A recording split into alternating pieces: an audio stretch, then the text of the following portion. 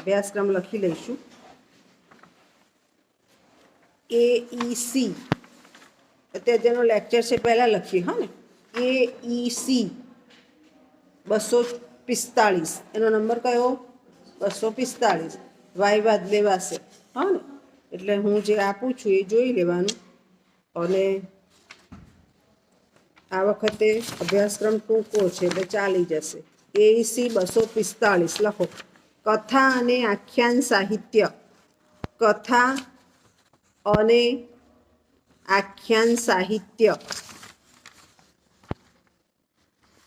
પેપરની સ્ટાઇલ તો ખબર જ છે, 25 માર્ક ઇન્ટરનલ ને 25 માર્ક એક્સટર્નલ. હા ને, બરાબર ને? હા, આપણે ગઈ વખતે જે લૌકિક ન્યાય ભણ્યા ને એવી રીતે જા. ખ્યાલ આવી ગયો? હવે લખો અભ્યાસક્રમ.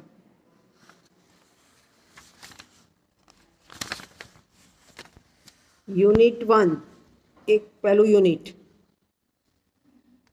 પૌરાણિક કથાઓ. પૌરાણિક કથાઓ. હવે એમાં નંબર મારતા હોય તો નંબર મારો, અલ્પવિરામ મૂકતા હોય તો અલ્પવિરામ મૂકજો. નંબર જ મારો. એક ગજેન્દ્ર મોક્ષ. એક ગજેન્દ્ર મોક્ષ. હું સમજાવીશ, લખો અત્યારે.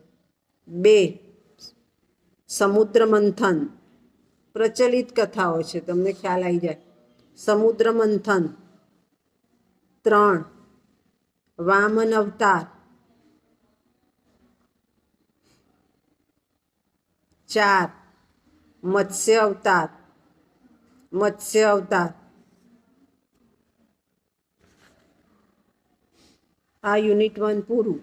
યુનિટ 2 ન્યાયમાં તો ઢગલાબંધ ન્યાય આપ્યા હતા, પણ અહીંયા ઓછું આપ્યું છે એટલે સારું છે. યુનિટ 2 બીજું યુનિટ. પૌરાણિક આખ્યાનો. પૌરાણિક આખ્યાનો. 1 સુકન્યા આખ્યાન. સુકન્યા આખ્યાન. 2 અંબરીશ આખ્યાન. અંબરીશ. અંબરીશ આખ્યાન. 3 સગર ચરિત્ર. સગર સગર સગર ચરિત્ર. 4 યયાતિ ચરિત્ર. યયાતિ ચરિત્ર. આ બીજું યુનિટ. 4 છે. કથાઓ છે અને આખ્યાનો છે.